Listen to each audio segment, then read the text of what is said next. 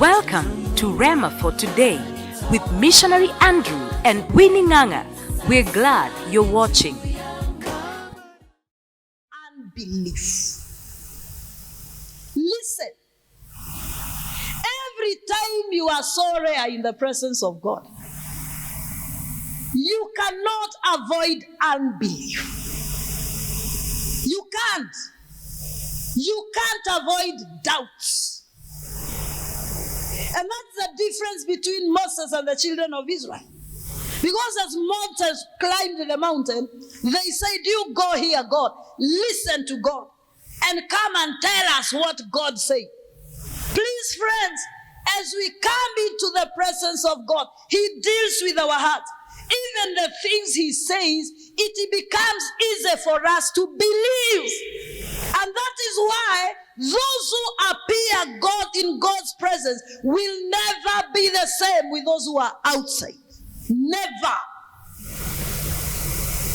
There is something that the presence of God does. You even develop the faith to receive what God has said. Amen. Praise the name of the Lord. When the Samaritan woman had an experience with the Lord in John chapter 4, and she ran to the city, and these people came, what did they say? "We not only believe your word, but now we have seen." We have believed because we have also seen Him. In other words, we have also experienced Him. So it's like Sarah extended activities.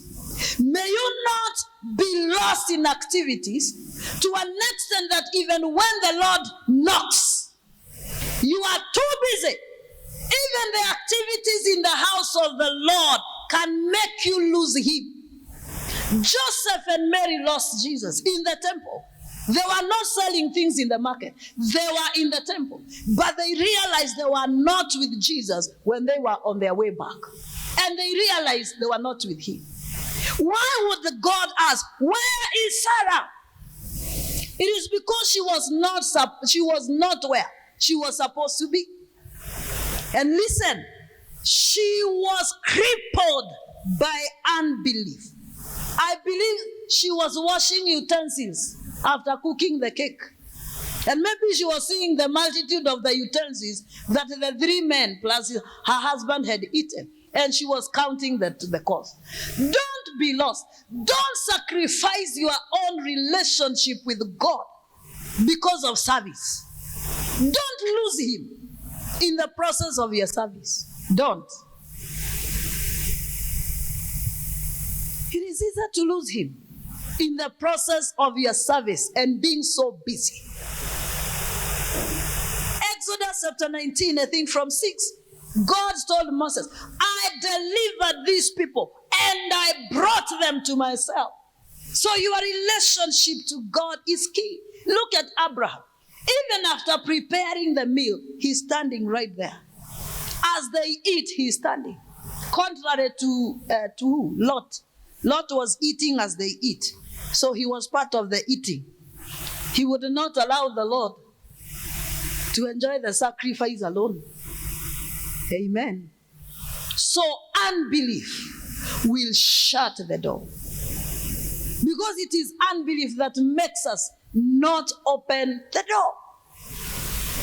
Yeah?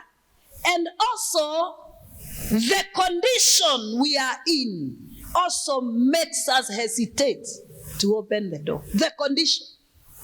And please, may the conditions that are surrounding us at this time not hinder us from opening the door for the Lord.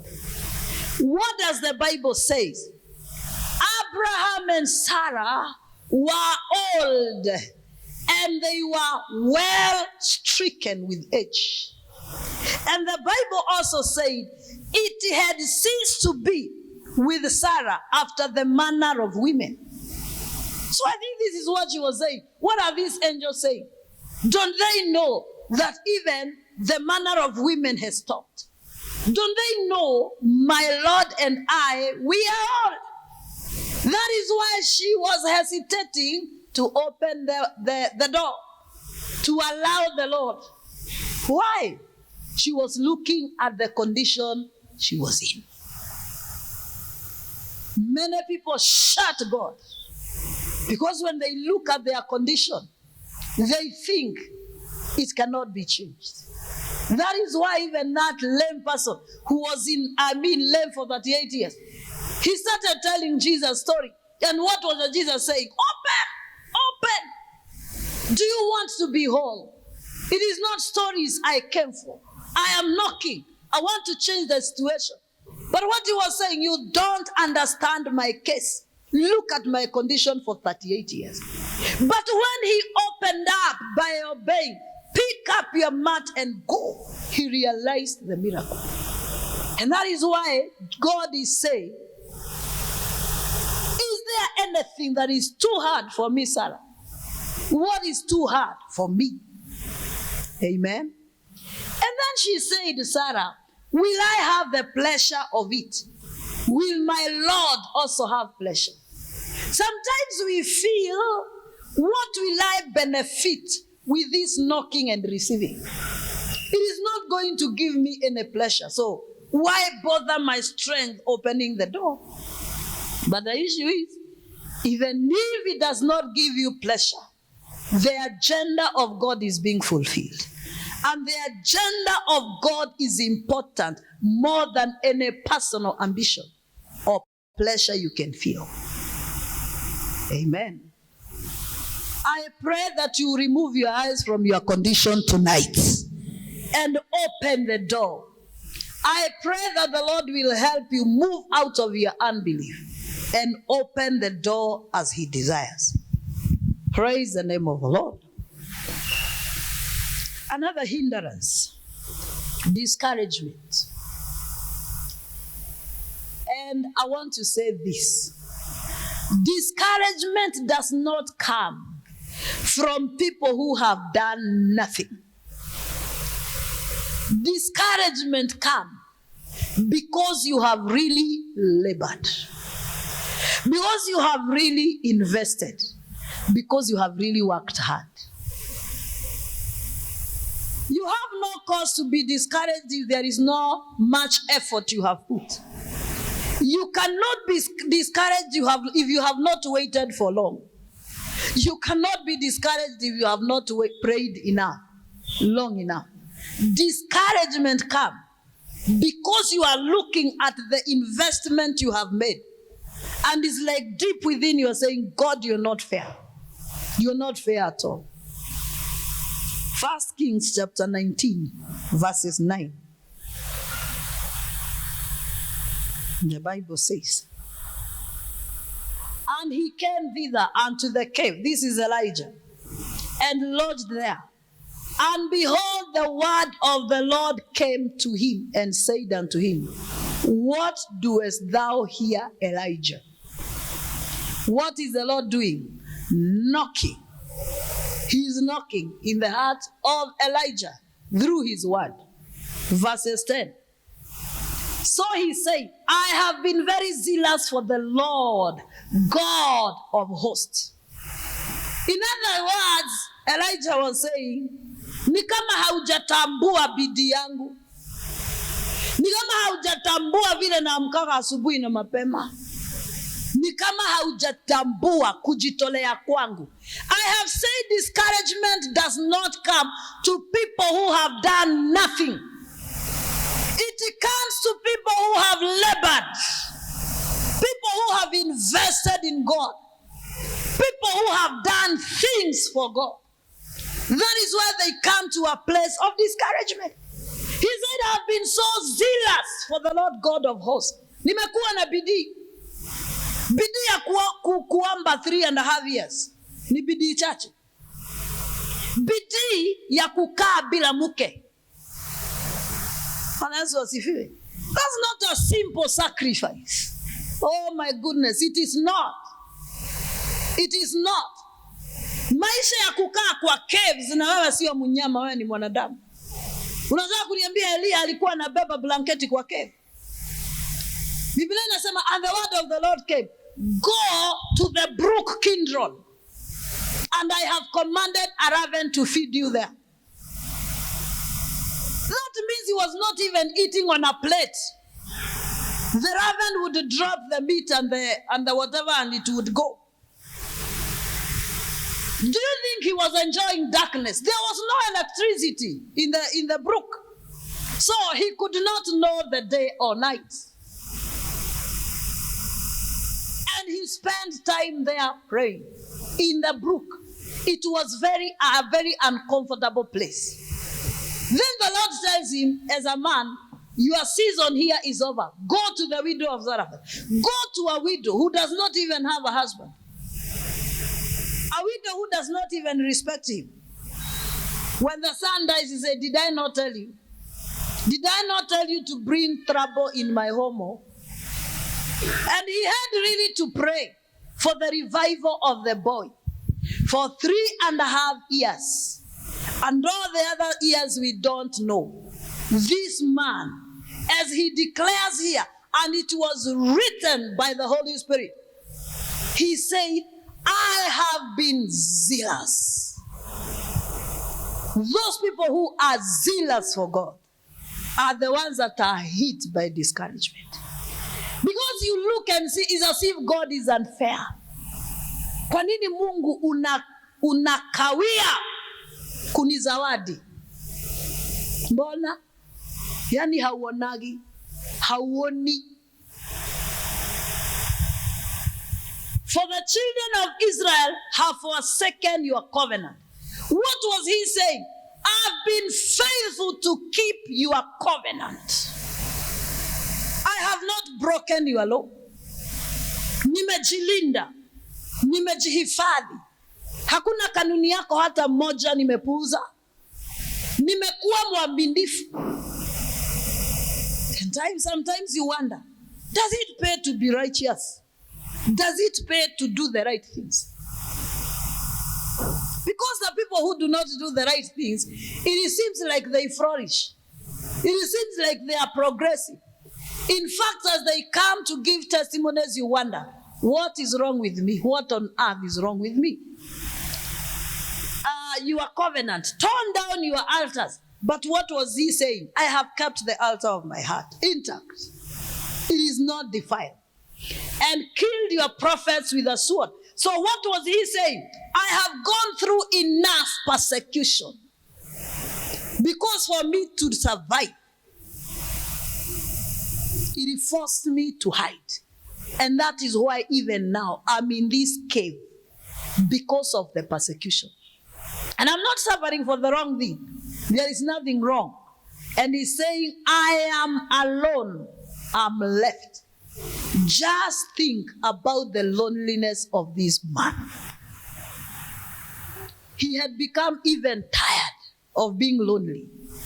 And they seek to take my life. So what was he saying? Right now, God, as I am speaking to you, I have a death verdict behind my back. Jezebel is on my case. And in verse 13, what was the response of God? What? The last part. What are you doing here, Elijah? And he repeated the same thing. All the things that I have said, he repeated. In other words, he would not open. No matter how God knocked through his word, Elijah could not open. And he insisted, I am not opening and I'm ready to go. And when the Lord saw Elijah would not open, he was unable to enter and bring refreshment to this man. And it's like he was saying, I have fasted for 40 days. Maybe you have fasted and now you are saying, leta chakula nikule. Because the Bible says, after he ate the meat and the bread, he went into the strength of them for 40 days. May I talk to somebody here? It doesn't matter what you have done. It doesn't matter how zealous you have been for the Lord. It doesn't matter your sacrifices and your giving. Would you open your door when he knocks? Could you open your door or you will shut him out? Because you are so discouraged and you have nothing to do with him. Discouragement is a powerful weapon. Be careful that persecution will not bring you into a place of closing your heart. That you feel, is it worth? Kwani? Hii kuvumilia ni nini? Kwani? I will let it go. I've been there for long.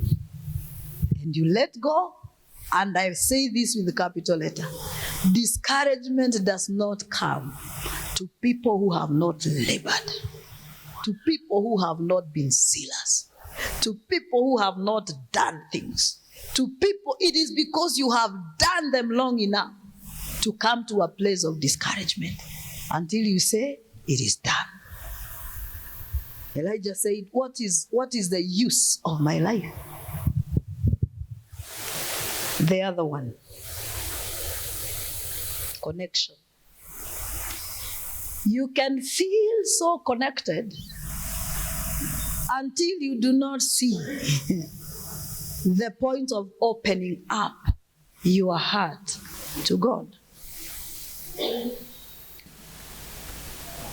So connected. Is the Shunammite woman, chapter 4, not 8. And he said to him, say now to her, look, this is Elijah talking to Gehazi. You have been concerned for us with all this care. What can I do for you? Do you want me to speak on your behalf to the king or to the commander of the army? She answered, I dwell among my own people. So what was this lady saying? I'm well connected. If the prophet is saying, I can connect you to the king or to the commander, and she says, I dwell among my people, I am comfortable.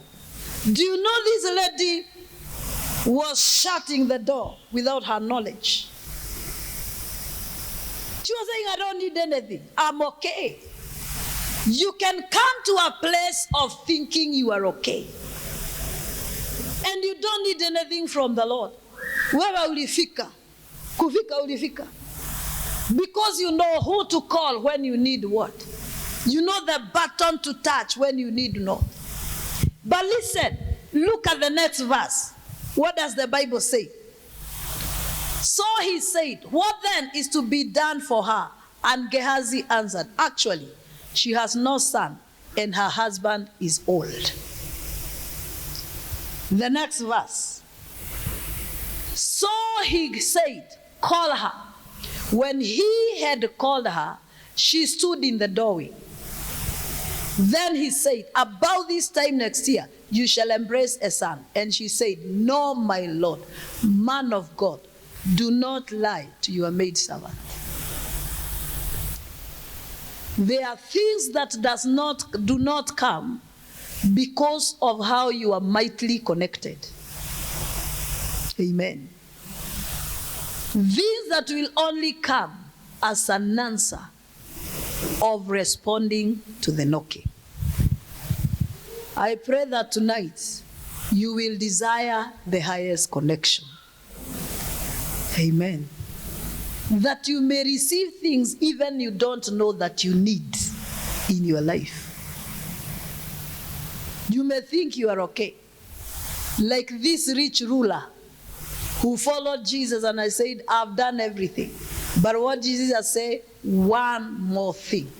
And it is very sad that he never opened the door. And what did he miss? Eternal life. Amen. The other one, pain, stroke, disappointment. Pain, stroke, disappointment can make you shut the door. Shut the door. John chapter 11. John chapter 11. The Bible says, now a certain man was sick, Lazarus of Bethany, the town of Mary and her sister Martha. I want you to notice this. It was that Mary who anointed the Lord with fragrant oil and wiped his feet with her hair, whose brother Lazarus was sick. Therefore, the sisters sent to him, saying, Lord, behold, he whom you love is sick. When Jesus heard that, he said, the sickness is not unto death, but for the glory of God, that the Son of God may be glorified through it. Why, through the wisdom of the Holy Spirit, did he want it to be written that it was that Mary who anointed the feet of Jesus with expensive oil and wiped it with her hair?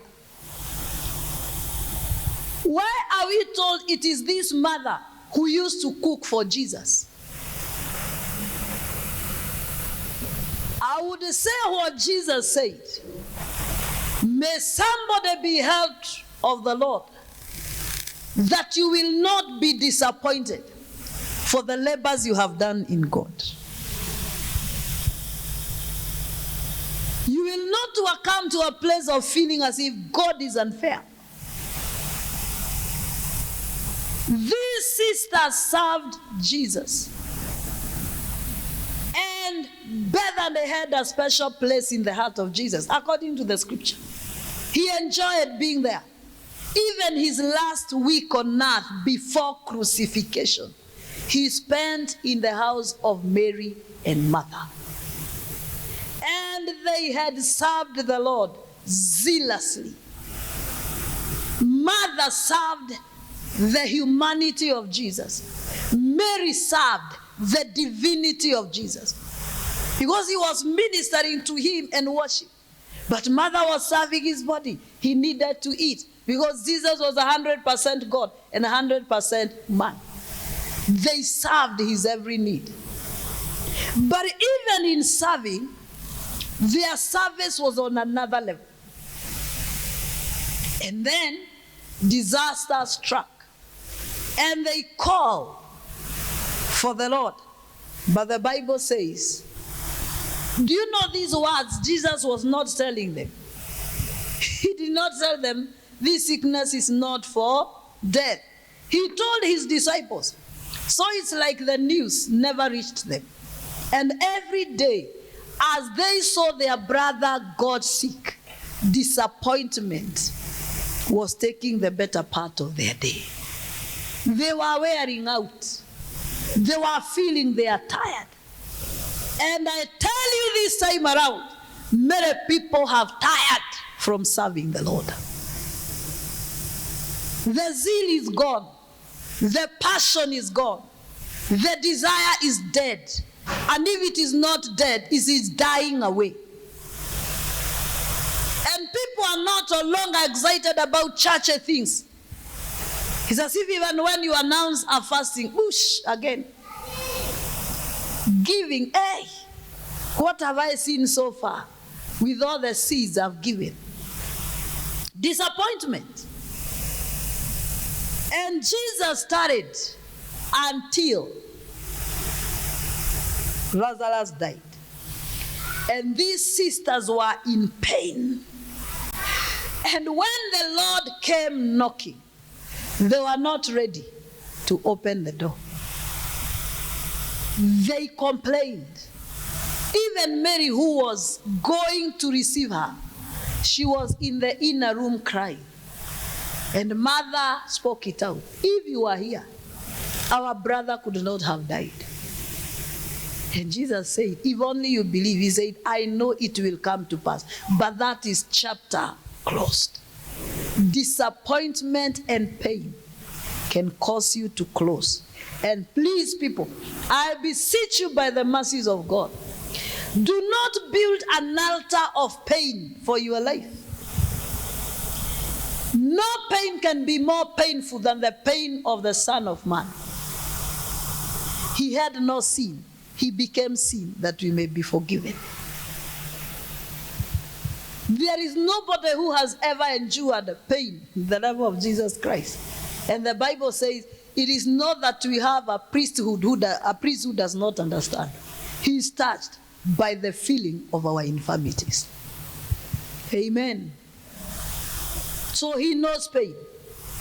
He knows it. Do not be disappointed to the level that when God comes knocking, you will not be found.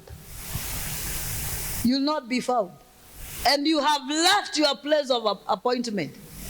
And somebody else take what you should be enjoying, what you labored for, because you left your place. May it not be your portion in Jesus' name. God does not come when you think he will come. There is something called at the fullness of time. He is never late and he is never early.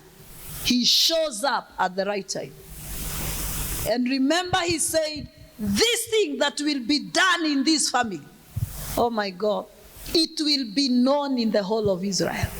Because this sickness is not unto death, but God may be glorified.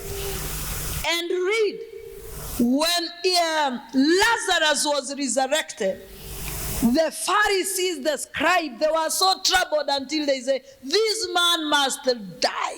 They were even looking for Lazarus to kill him to hide the evidence. And that is when they declared, the whole world is following him. What shall we do with this man? Of course, there is nobody who never knew about Mary, Martha, and Lazarus and their devotion to the Lord. It was no longer a secret. Amen. And God glorified himself. He glorified himself. I pray that through your pain, God will be glorified. Through what you have gone through, Jehovah shall receive the glory. But do not build an altar of pain. Joseph never built it. In days we are living in, people have mounted up altars of pain. Nikapitia. You keep on bowing at the altar of pain. At the altar of pain.